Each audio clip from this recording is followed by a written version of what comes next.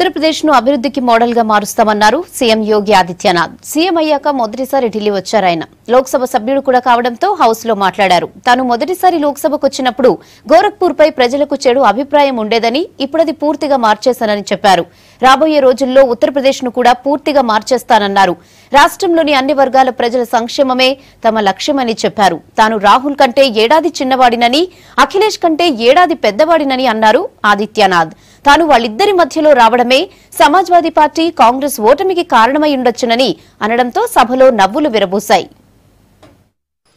मैं स्वयं पूर्वी उत्तर प्रदेश से 1998 से लगातार इस सदन में चुन करके आता हूं और आता रहा। हम अपनी बात को कहते रहे, कोई सुनता नहीं था। 26 वर्षों से गोरखपुर का फर्टिलाइजर कारखाना बंद था। जब भी हम लोग अपनी बात को रखते थे तो कहते थे इसके बारे में कोई पॉलिसी बनाएंगे, बंद उद्योग को कैसे चला पाएंगे।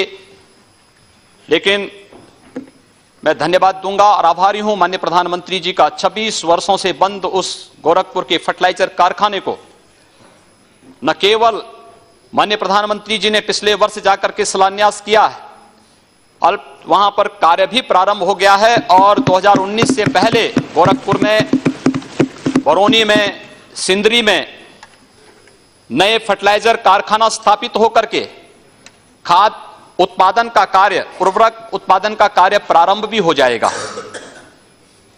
पूर्वी उत्तर प्रदेश में मैं इस सदन में लगातार चिल्लाता था। उत्तर प्रदेश के 34 जिले इंसेफ्लाइटिस से पीड़ित थे, मासूम बच्चे मरते थे। आश्चर्य होता है मुझे इस बात पर कि जो लोग बार बार इस बात को कहते थे, दलितों की बात करते थे, अल्पसंख्यकों की बात करते थे, अधिकतर मरने वाले बच्चे दलित और अल्पसंख्यक समुदाय के थे। 90% बच्चे उस समुदाय के थे, लेकिन उनकी पीड़ा को कभी किसी के द्वारा यहां पर सहानुभूति दिखाने का प्रयास नहीं हुआ।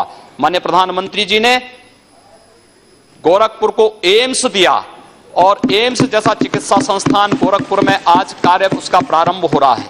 मैं केवल अनुरोध करना चाहूंगा महोदय आप सबसे कि उत्तर प्रदेश के अंदर विकास का एक नया ढांचा, सबका साथ और सबके विकास की तर्ज पर अपने नेता आदरणीय प्रधानमंत्री श्री नरेंद्र मोदी जी के मार्गदर्शन में उत्तर प्रदेश के अंदर उत्तर प्रदेश की नई सरकार स्थापित करेगी।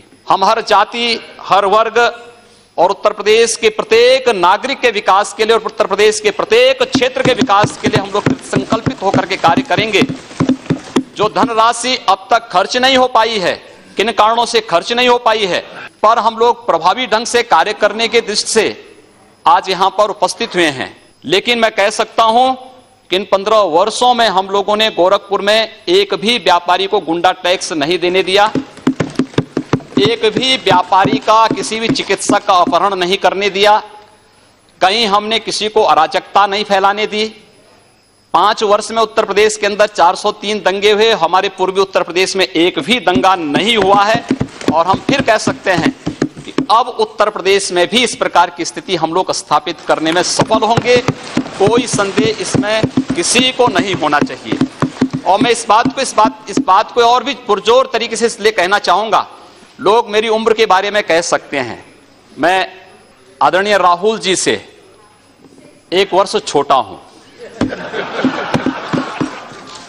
खड़के जी, राहुल जी यहां पर सदन में नहीं हैं, मैं उनसे 1 वर्ष छोटा हूं उम्र में, और मुलायम सिंह जी की पार्टी के कोई यहां नहीं है। अखिलेश यादव से 1 वर्ष बड़ा हूं। एक जो दोनों की जोड़ी के बीच में मैं जो आ गया, मुझे लगता है कि यह आपकी विफलता का एक बड़ा कारण हो सकता है। और उत्तर प्रदेश में आप देखते रहिए, बहुत कुछ बंदी होने जा रही है वहां बहुत कुछ वहां पर बंद होने जा रहा है।